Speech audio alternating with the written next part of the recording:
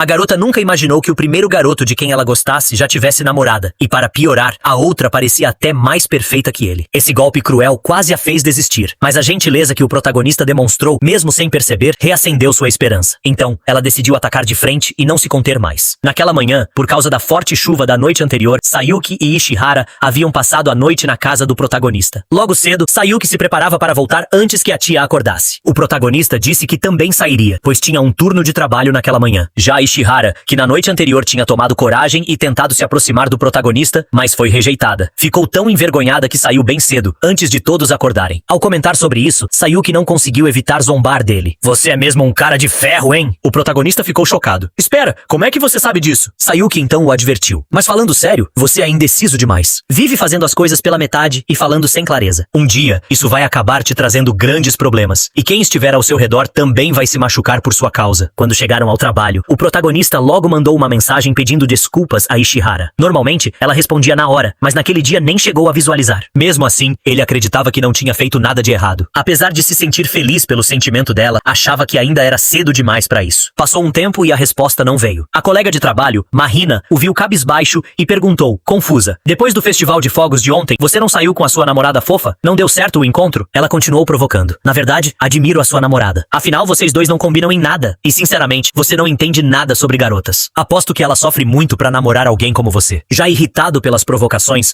o protagonista começou a perder a paciência. Nesse momento, o gerente apareceu com 3 ingressos na mão. Você tem uma irmãzinha que está no fundamental, certo? Um cliente me deu uns ingressos pra um filme de anime. Toma, leve vocês dois pra assistirem juntos. Ah, e a Marina também ganha um, disse o gerente, antes de sair. O protagonista achou que seria uma boa forma de relaxar. Hoje, quando eu chegar em casa, vou levar a Kobayashi pra ver esse filme. Marina, por outro lado, recusou. Me devolve o ingresso depois, não quero ir. Como ele tinha sido ríspido com ela há pouco e se sentia culpado, aproveitou a oportunidade e a convidou para ir junto ao cinema depois do trabalho. Enquanto isso, Ishihara olhava para as mensagens do protagonista, ansiosa e nervosa, com medo de que ele estivesse prestes a terminar com ela. Por coincidência, Tokui, seu amigo, a encontrou saindo da biblioteca. Ao ver sua expressão abatida, logo entendeu que o problema tinha a ver com o protagonista. O Jitsuto não fez nada de errado, disse Ishihara rapidamente. A culpa é toda minha. Eu me precipitei. Se ele quiser terminar comigo, eu não sei o que vou fazer. Tokui tentou tranquilizá-la. Não sei exatamente o que aconteceu entre vocês, mas o Jitsuto não é do tipo que deixa de gostar de alguém por causa de algo assim. Você devia confiar mais nele. E se isso estiver te incomodando tanto, fale com ele cara a cara. Pelo jeito dele, ele vai te entender. Essas palavras fizeram Ishihara perceber que fugir não adiantaria. Se eu continuar parada, a Sayuki vai acabar tirando o Jitsuto de mim. Não posso mais evitar o problema, pensou ela, decidida. Vou falar com ele pessoalmente e resolver tudo. No cinema, a amiga da Kobayashi também foi junto. O protagonista planejava ligar para Ishihara depois que o filme terminasse. De repente, Marina comentou com ironia: Senpai, você já tem namorada, mas ainda assim veio sair comigo. Isso não parece meio errado? O protagonista respondeu sem se abalar: eu não estou com 3 crianças aqui? Onde é que isso parece um encontro? Ao ver a expressão emburrada de Marina, ele se sentiu inexplicavelmente mais leve e bem-humorado. Quando o filme começou, o protagonista acabou pegando no sono pouco depois, e sem perceber, acabou deitando no ombro de Marina. Justamente nesse momento, Ishihara ligou para ele, mas como o telefone não foi atendido nenhuma vez, ela começou a achar que ele realmente estava cansado dela. Quando o filme terminou, o protagonista imediatamente mandou uma mensagem explicando o motivo de não ter atendido a ligação. Ishihara, ao ver isso, finalmente respirou aliviada. Aproveitando a oportunidade, ela o convidou para se encontrarem no dia seguinte, às 3 da tarde, em frente à estação, para conversarem sobre tudo o que havia acontecido. Mas ao perceber que o motivo de ele não ter atendido era porque estava vendo um filme, Ishihara teve um mau pressentimento. Será que ele foi assistir com a Sayuki? Embora quisesse acreditar nele, a insegurança não parava de crescer.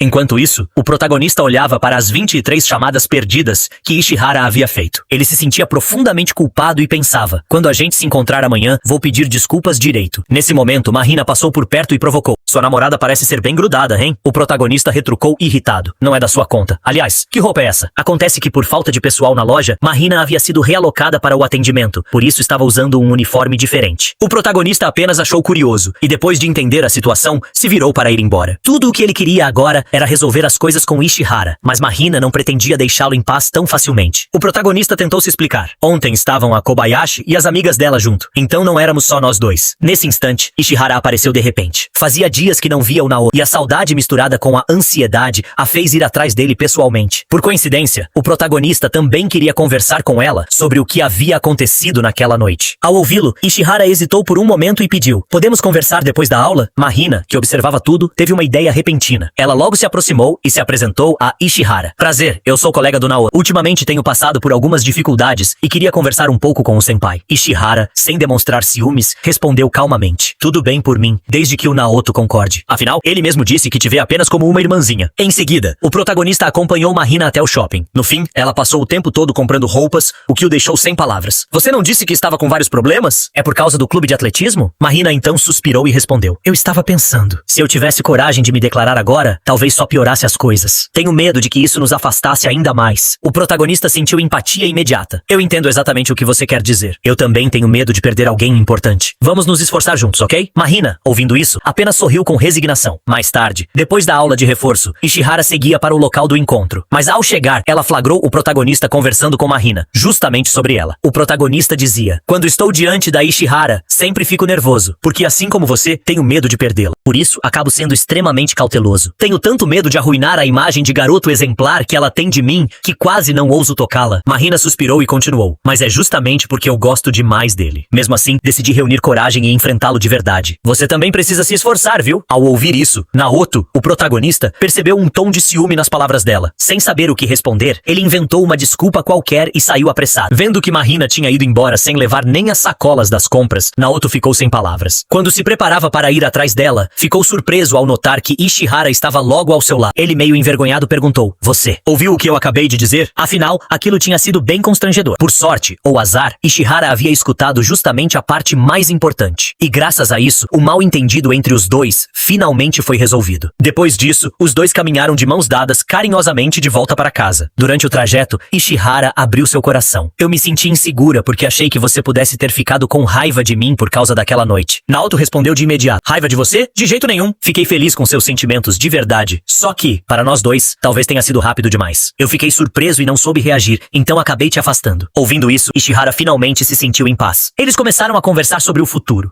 A partir de hoje eu começo o curso de verão, disse Ishihara. Afinal, já estamos no segundo ano do ensino médio. Tenho que começar a me preparar para o vestibular. Ainda não sei em qual universidade quero entrar, mas sei que ter um diploma é importante para conseguir um bom emprego. Depois disso, dá para casar e ter uma vida estável, com 2 rendimentos, né? Depois de deixá-la em casa, Naoto começou a refletir sobre o próprio futuro. Por causa da situação da família, ele nunca pensou em cursar faculdade. Seu objetivo era apenas conquistar a independência o quanto antes, para não ser mais um fardo para a tia. Mas então se lembrou. A sacola da Mahina ainda está comigo. À noite, Mahina recebeu uma mensagem do capitão do clube de atletismo. Se ela não voltasse aos treinos logo, seria expulsa do time. Se isso acontecesse, ela corria até o risco de ser expulsa da escola, e então nunca mais veria o senpai. Mas, será que simplesmente desistir é o certo? Pensou. Ela começou a se culpar. Desde sempre. Basta um pequeno fracasso e eu fujo, desisto, perco a confiança. Eu estou cansada de ser assim. Quando chegou à porta do dormitório, para sua surpresa, Naoto estava lá, esperando. Ele havia ido pessoalmente devolver a sacola de roupas que ela tinha esquecido. Vendo que ele esperou tanto tempo só por um gesto tão simples, Mahina sentiu um calor no peito. Uma leve emoção misturada com gratidão. Depois de pensar bastante, ela tomou uma decisão. No dia seguinte, ela usou o endereço do currículo de Naoto para encontrá-lo em casa. Mahina havia decidido abandonar o clube de atletismo. Não quero mais atrapalhar meus colegas, que estão se esforçando de verdade, disse ela com firmeza. Dessa forma, só me resta um único objetivo: me dedicar totalmente a conquistar o senpai. Antes que eu me torne uma bagunça completa, vou correr com todas as minhas forças, sem olhar para trás.